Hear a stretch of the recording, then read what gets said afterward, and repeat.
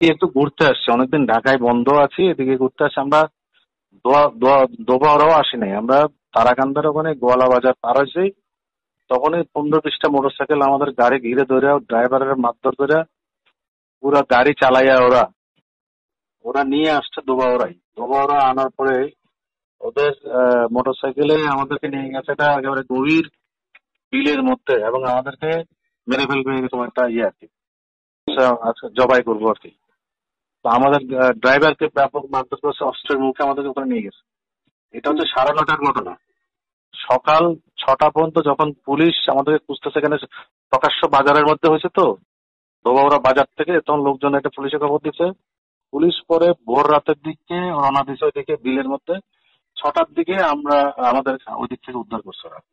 আর আমাদের পকেটে যা ছিল, টাকা পয়সা, ক্রেডিট কার্ড, মানি ব্যাগ, সব নিয়ে গেছে। তারাকান্দার পরে এটা গোয়ালা বাজার বলে।